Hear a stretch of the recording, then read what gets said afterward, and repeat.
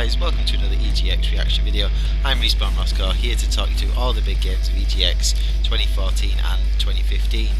Looking forward to November, because we're going to be talking about two big Ubisoft titles, and we're going to be talking more Ubisoft throughout today. So the theme of the day is, of course, their show and the big titles. This one being Assassin's Creed Unity. Now, Assassin's Creed is a game that falls into what I like to call the sandbox trap. It creates that sandbox experience that's so good, the actual world is far more entertaining than the actual things you've got to do. As far as the story goes and the things that you're supposed to do to progress the plot, you actually find that as more of a chore than actually doing the other stuff around it. It's a trap that, as you'll see from the review that's going out today, Shadow of Mordor has also fallen into, which I didn't expect given the voice cast, so check out the review for that today, guys. It's on mygameslounge.com at some point today, both video review and written review.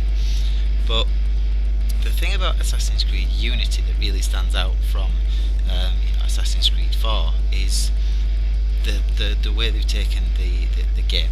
So I went to EGX expecting to play it, and unfortunately, big, huge, massive disappointment. Hands off. It was just video gameplay on the screen.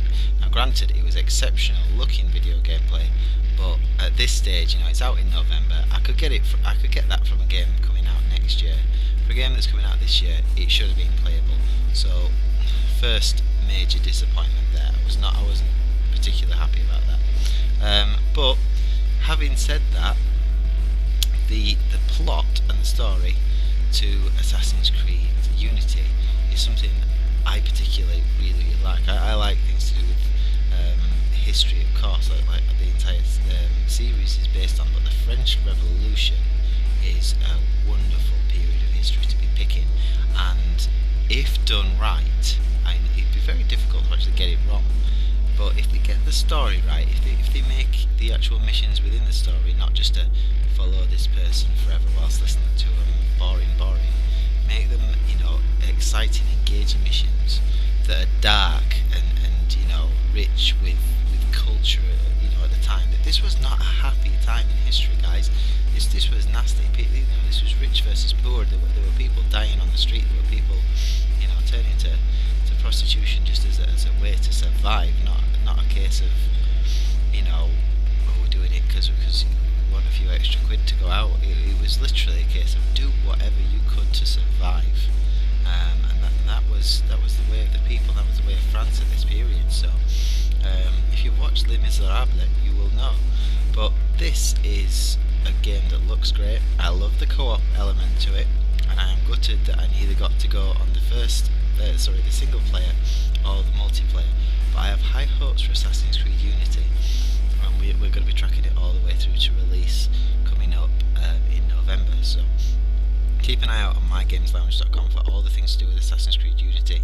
As soon as we get a hold of a playable copy, we will let you know exactly what it's like. We know what to expect from the engine, of course, but I really wanted to get my hands on that.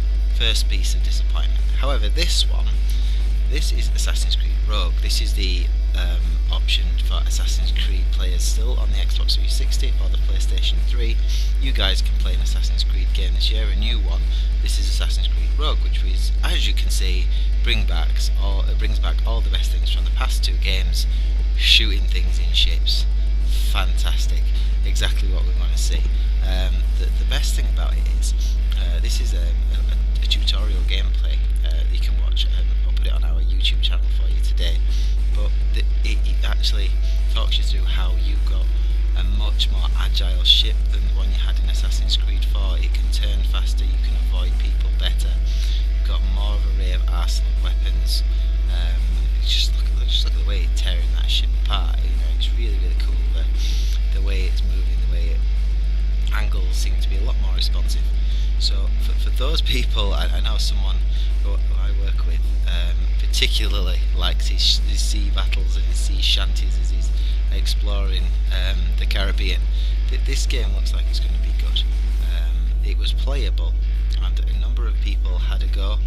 I had a little go. I've got to be honest, I didn't spend too long on it. I had an appointment with someone to keep. That is the interview that is coming up this Friday on My Games Lounge with the developer of Dying Light, and obviously I couldn't delay that. It's a fantastic interview on that game, but more on that later in the day. This Assassin's Creed Rogue, obviously it's been released to keep fans of the series still on the Xbox 360, still on the PlayStation 3 happy, and from what I can see from the game, it is going to do that. So I would expect you guys to be very, very happy with the Assassin's Creed games that you are going to receive this November. I really do. I think they are going to be good.